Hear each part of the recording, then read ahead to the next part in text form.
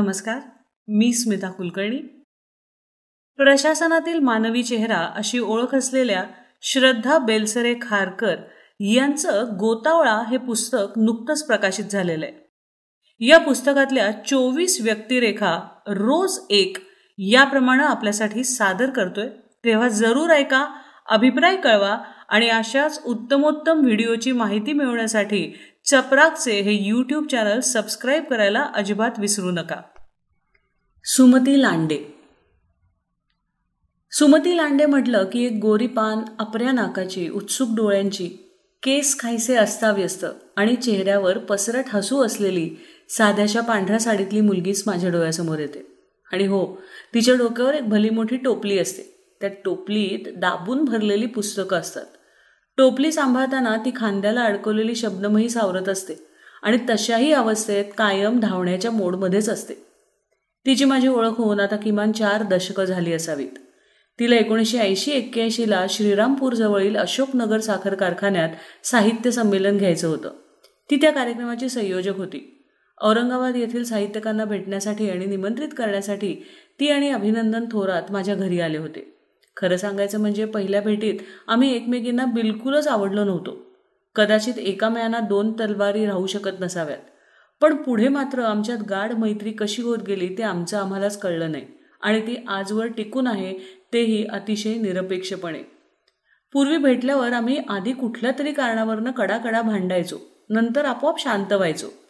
आमच्या भांडणाला पावडर, टिकली, साहित्यिक वाद, जेवणातला पदार्थ, अक्षरशः काही विषय चालायचे.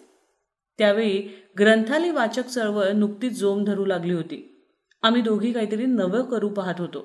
समोरचे राजमार्ग सोडून वेगळे मार्ग चोखाळायचे होते. श्रीरामपूरचे ग्रंथालयाचं केंद्र सुमतीकडे तर औरंगाबादचं केंद्र माझ्याकडे देण्यात आलं होतं. त्याचे अनेक कार्यक्रम आम्ही करायचो. विजय तेंडुलकर यांच्या संवाद यात्रेचं आयोजन आम्ही केलं होतं. त्यानिमित्तानं मुंबईला जावं लागायचं. ग्रंथालय चळवळीत आमची जोडी त्यावेळी प्रसिद्ध झाली होती. त्यावेळी राज्य शासनाची सुशिक्षित बेरोजगार योजना होती. त्यात सुमतीनं 25,000 रुपयाचं कर्ज घेतलं आणि श्रीरामपूर येथे पहिलं ललित साहित्य विक्रीचं दुकान सुरू केलं. हे खरंच फार मोठं धाडस होतं, पण ते तिनंच केलं. त्यापूर्वी मी एक स्वरूप नावाचा दिवाळी अंक काढत होते. सुमती दुसऱ्या अंकापासून माझ्याबरोबर होती. पुढे मग मी सरकारी नोकरीत लागले आणि माझे अंक काढणं बंद पडलं. सुमतीनं मात्र तो वसा टाकला नाही. तिच्या शब्दालय या दुकानाबरोबरच तिनं शब्दालय नावानं एक दिवाळी अंकही काढायला सुरुवात केली. सतत 25 वर्ष अंक काढून तिनं साहित्य विश्वात एक विक्रम निर्माण केला. शब्दालय हा अनेक वर्ष दिवाळी अंकातील एक मानदंड ठरला होता. पुस्तक विक्री आणि दिवाळी अंकाबरोबर तिनं प्रकाशन व्यवसाय सुरू केला आणि अनेक नामवंतांची पुस्तकं प्रकाशित केली. पुस्तकं विकणं ही मराठी साहित्य विश्वात फार अवघड बाब आहे. त्याही काळी दुकानात येऊन पुस्तकं खरेदी करणारे लोक विरळच असायचे. त्याही काळी श्रीरामपूरसारख्या तालुक्याच्या ठिकाणी फार कमी विक्री व्हायची. मग सुमतीने एक शक्कल लढवली. एका जीपमध्ये पुस्तकं भरून तिने जिल्हावार दौरे सुरू केले. या दौऱ्यात रात्री कधीही झोपली तरी सकाळी तिचा दिवस 6ला सुरू व्हायचा. ती 7 वाजता कुठल्या तरी कॉलेजच्या वाचनालयात गेलेली असायची. अख्ख्या महाराष्ट्रात गावागावातल्या छोट्या मोठ्या वाचनालयांना आणि कॉलेजला भेटी देऊन ती पुस्तकं विकत असे. वर्षातील 6 महिने तिचा हा कार्यक्रम सुरू असतो. सुमती चांद्यापासून बांद्यापर्यंतच काय तर महाराष्ट्राची सीमा पार करून ती बेळगाव, गोवा इथंही जाते. तिच्या लाघवी आणि साध्या वागणुकीमुळं तिनं असंख्य माणसं जोडली आहेत. साहित्यावरच्या प्रेमामुळं नव्यानं लिहित असलेल्या कवी लेखकांना ती शोधत असते आणि त्यांच्या साहित्याला प्रकाशात आणते. सुमती उत्तम संघटक आहे. कायम तिच्या घरी छोट्या मोठ्या साहित्यिकांचे, मान्यवरांचं येणं जाणं असतं. तिचा ऐसपैस पाहुणचार लेखकांना सुखावतो. मी सुद्धा अनेकदा तिच्याकडे राहून पाहुणचार घेतलाय. तिचे आई वडील, पती आणि मुलं सुद्धा अतिशय आतिथ्यशील आहेत. सुमती तिचा व्यवसाय अतिशय नेटानं करते. दररोज संध्याकाळी छोट्या डायरीत तिचा हिशोब लिहिलेला असतो. ती कुठलाही वायफळ खर्च करत नाही. घरी गाड्या आहेत म्हणून गरज नसताना ती गाडी वापरत नाही.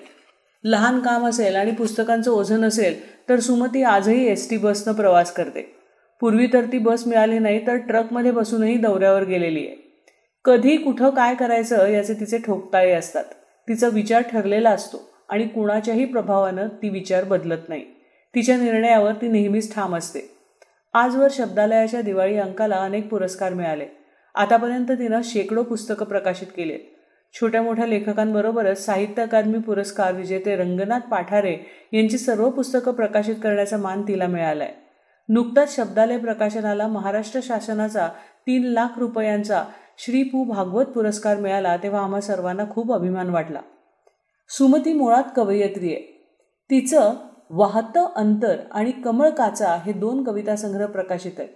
तिनं लिहिलेली गेंडा ही कविता खूप गाजली होती. स्त्रियांना त्यांचे अधिकार देण्यासाठी बंड केलेल्या महिलांबाबत तिला अतिशय आदर आहे. त्यांचं प्रातिनिधिक वर्णन करताना ती एका कवितेत म्हणते, शेणामेणाचं व्हायला तिनं ठाम नकार दिला, वाळू सरकली तरी पाय घट्ट रोवून ती उभीच राहिली. ऊन पावसात तिच्या उडणाऱ्या पदराच्या गोष्टी वाऱ्यानं मग कानोकानी केल्या आणि मग तिच्या उडत्या पदराची चर्चा गावभर झाली. अशा प्रकारच्या अनेक मनस्वी आणि भावगर्भ कविता तिने लिहिल्या आहेत. व्यक्तिगत आणि व्यावसायिक आयुष्यात अनेक दुःखांचा संकटाचा सामना करावा लागूनही त्याबाबतची खंत तिच्या बोलण्यातून कधीच व्यक्त होत नाही. तिच्या चेहऱ्यावरचं हसू कधीच कमी झालं नाही. आजही ती दिवसभर व्यवसायाच्या इतर कामाबरोबर नव्यानं येणाऱ्या पुस्तकांची प्रूफे निगुतीनं तपासत असते. पूर्वी आम्ही खूप भेटायचो. काव्यवाचनासाठी अख्खा महाराष्ट्र आम्ही पालथा घातलाय. जळगाव येथील साहित्य संमेलन अजूनही आठवतं. तिथं आम्ही उसाचा रस आईस्क्रीमसह खाल्लं होतं. संमेलन संपल्यावर बस स्टँडवर आलो तर औरंगाबादला जाणारी बस नव्हती. आता काय करायचं असं वाटलं तर सुमती म्हणाली, थांब, काळजी नको करू. मग तिनं कोणाशी तरी बोलून आम्हाला म्हणजे मी आणि माझ्या बहिणीला सांगितलं, पुणे विद्यापीठाचा एक पुस्तकं घेऊन जाणारा ट्रक परत जातोय, आपण त्यातून जाऊया. मी घाबरले तर ती म्हणाली, अगं घाबरतेस काय, मी आहे ना. मग आम्ही तिघी ट्रकच्या मागच्या भागात पुस्तकाच्या गठ्ठ्याबरोबर प्रवास करून औरंगाबादला आलो. त्यावेळी प्रथमच रात्री धाब्यावर जेवले. खूप मजा आली होती. अशी धाडसी कामं सुमतीबरोबर करताना फार मजा येत असे. आता आम्ही दोघीही खूपच निवळलोय. फोन भेटी कमी होतात, पण जेव्हा भेट होते तेव्हा सुखदुःखाच्या गोष्टी करताना वेळ अपुरा पडतो. अनेकदा न बोलता न सांगता अंतरीचं अंतरीला कळत जातं आणि कदाचित हीच खऱ्या मैत्रीची खूण असावी.